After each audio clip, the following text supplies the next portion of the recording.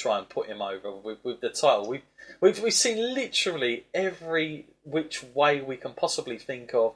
We've seen The Undertaker being beat, and I think that was a big step, by the way. And that's not a bad one, because I've always said that you need to beat the guys clean to get the rub. And, you know, fine, he's done that. But I thought that was going to be the heel. I thought that was going to be it. I thought him beating The Undertaker the way he did, especially the match, the way it ended at the end. You know, he was very, like, sort of aggressive with The Undertaker. The style, I thought, yes, they finally got it. But now it seems, Matt, the latest attempt is reuniting the Shield and putting Ambrose and Seth with him, and then maybe another coup to think, yes, what was cool about Roman when people did like him was he was in the Shield. We've got to go back with that.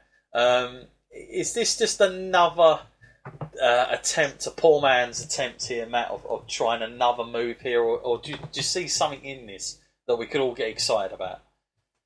Yeah, a lot of people say that the reformation of the Shield is all based around Roman, but I'm not too sure it really is. I mean, we've heard about like the WWE struggling, you know, to draw an attendance and that stuff. I think that might be born more out of that they just want to create an attraction that people will want to go and see, and I'm not too sure it's actually there to help Roman. Roman was on the fast track anyway without the other two guys, you know, and they all did relatively well, like singles. So I'm not too sure that was based around that, but you know, I feel like they have something with Roman that, you know, they haven't had with any other superstar. I mean, yeah, he beat The Undertaker and he got some like nuclear heat for that, but it's kind of like when you think if a heel had beat Undertaker, you know, it would be that similar kind of reaction, and the fact that they can do it, like trying to portray Roman as a face, it's almost like he's an undercover heel. Like you're not supposed to like hate him, but you do, and I think WWE just run with that now. I think they just use him as that kind of 50-50 guy. Like you are going to probably not like him, but you know he's just going to plow on through. It almost kind of reminds me of someone like Mayweather. You know, Mayweather has that ability to rub people up the wrong way. Sure. But he's still, regardless of what you think of him, he's ploughing through, just knocking people out, and just keeps on racking up those wins. Yeah. Okay, let's touch on his matches with John Cena, because that was quite a big feud for him, Matt, and that's where I was talking about some of these good promos coming from Roman. But is that because John Cena was struck like those promos they did with each other seemed a little bit more off the cuff, and there was some realism to it. And I was like, oh, WWE actually, they're putting Roman in a sort of spot where actually they're not protecting him as much. Like normally they wouldn't have John Cena saying things like that, but maybe because it's John Cena, he's the only other guy that might get away with it. And I felt like that was some good stuff. Like there was some truth said in it about the fans, about the way they were reacting, and I thought, yeah, this is going the right way. This is it.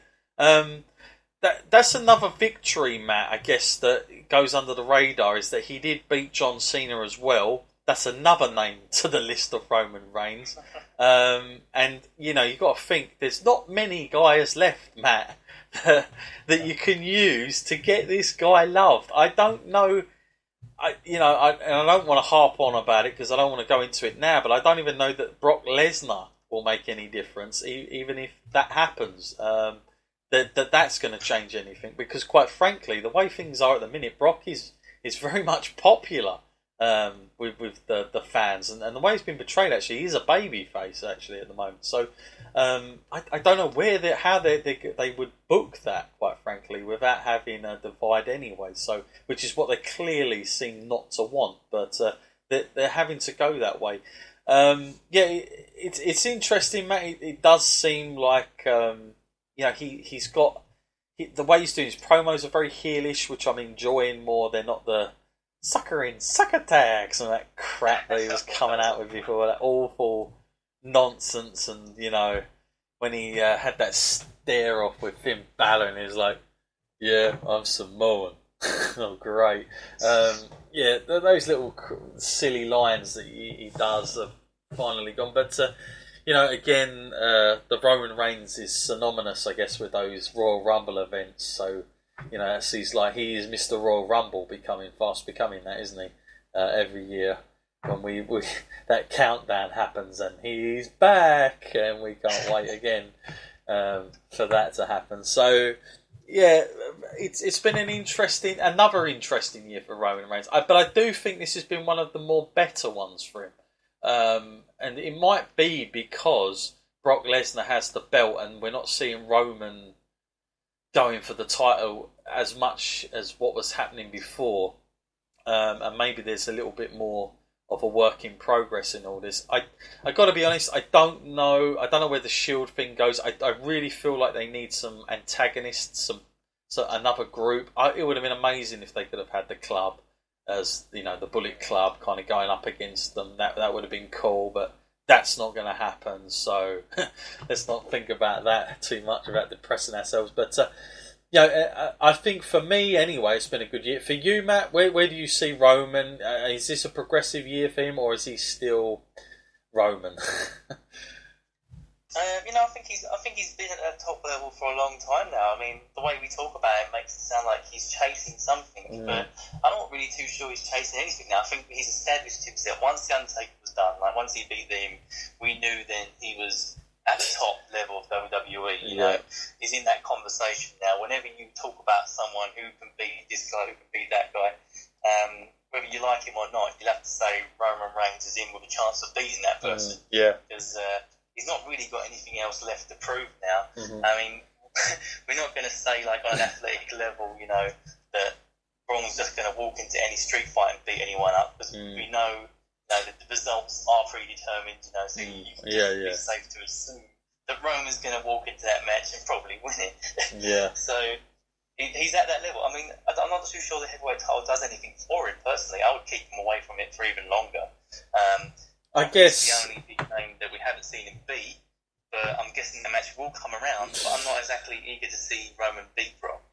I guess it's the whole thing that people are just expecting that Brock is on like some sort of timer, ticking time bomb, and his contract is up next year, and somebody's got to take it. And is it Roman? You know, is this the one? Because of what happened a couple of years ago, and you know, they're the only two that have managed to beat The Undertaker at WrestleMania. I mean, it just seems like all the stars are aligning for that match. Just seems like there's too many reasons why they shouldn't, really. It's very limited, because there's too many reasons why they should.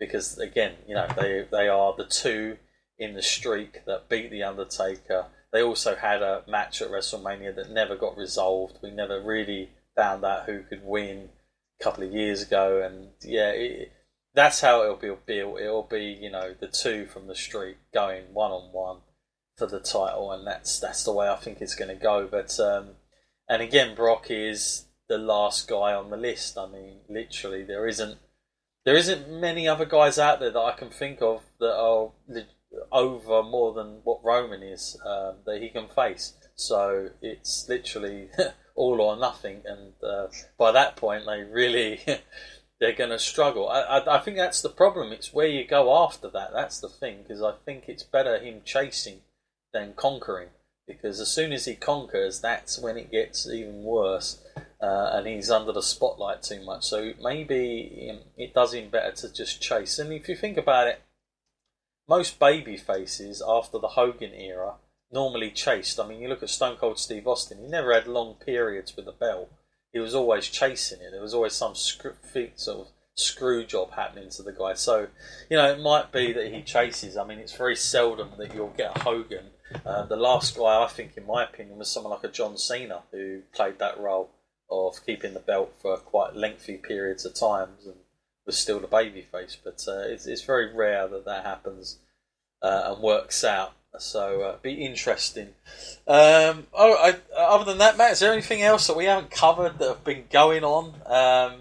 You know, I know you touched on it there, Matt. It's been a big thing around.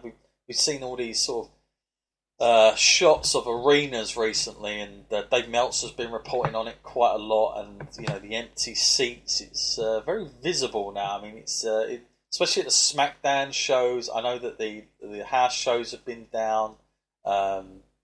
And it's weird because, and I know we'll get into more of this, but Do you think there is? I mean, is it a price thing, Matt, or is it like people are just not that interested, or is it the brand split that they're just not that interested in SmackDown, but Raw is Raw, so we go to Raw because it's the main show, even though there are completely different characters on it.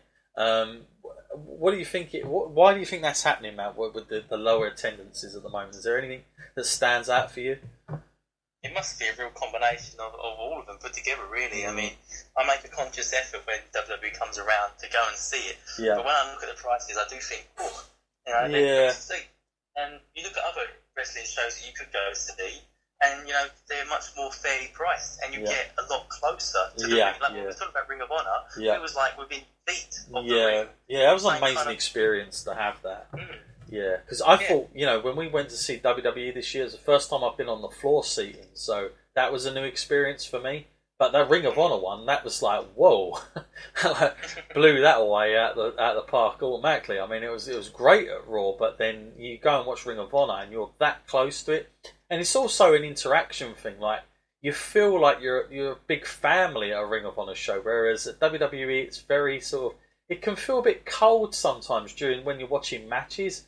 I can feel like there's a big silence in the air, and not everybody's into it as much as they should be, and there's a lot more sort of, oh, not this cobblers again, like people moaning. You can hear them, even though there's more fans there's more kids there. You're thinking everyone should be into this, but when you go to the Ring of Honor shows, everyone's like, wow, this is amazing. And the most you're doing is you're clapping all the time because it's such good athleticism that you're applauding what is going on, and you're entertained just as much. But in the ring, it's not as much as fluff as what the WWE will give you in terms of. Well, mind you, they're cutting back on that now, so don't even expect pyro too much nowadays and all the rest of it. But I mean, it's I can't put my finger on it really. Other than I think that maybe they've got to a point where there is just way too much wrestling everywhere, and they are working those circuits too often around all these places because, and again, if they're charging those kind of prices, listen, if you're taking a family there, that gets expensive, Matt. I mean, it ain't cheap, even for kids' prices. You look at the kids' prices, they're quite expensive. It's not like other places that give good concessions or like packages and stuff like that. It can be quite expensive. So, when they're coming to your town in America like 3 or 4 times a year, because that's how much they'll sort of run that circuit, and then you get house shows on top of that, you can't expect people to come out all the time for those kind of prices. It's just not gonna. It's not gonna happen. So maybe they do need to think about lowering them. I know that a couple of the shows have been cancelled. I mean, that's when SmackDown recently come onto Raw. The reason they did it at that specific time is because the SmackDown one had been cancelled. So I mean, that's why those guys were there. They had nothing else to do. But I mean, they have to be careful because Vince McMahon's always said it that wrestling was always based on the live events. That's what it started as before TV. So they have to be careful what they do there. I think going forward, and the other part of it as well, it's not just the attendances, but it's also the network's got a lot to play into this. I feel losing money on that. They've cut back now. I looked at their recent quarter margin, Matt, and they'd made a profit of all of $3 million. Now that looks good on paper, but then you realise WWE cut back on all its programs on WWE Network. They stopped producing. They stopped the pyro. So they've really sacrificed. They've taken a lot of people out, and there's not as much original programming on there. So although they've made the profit, that's kind of because they cut back on lots of stuff as well. So it's not kind of the profit you need. And what was an interesting statistic, Matt, that I read from Dave Meltzer here on the Insider is that on the Wrestling Observer is that the fact that UFC, Matt, the night they had Mighty Mouse on and that event, nothing. I mean, he's a big draw, but he's not in the Conor McGregor level or Ronda Rousey or anything like that, or George St. Pierre. But that night, Matt, they made as much money that night as WWE did in 3.5 months. And you're talking about 6 pay-per-views WWE are putting on. in all that time, and you're also talking about all the events that they're doing in between, and UFC are just doing one. That to me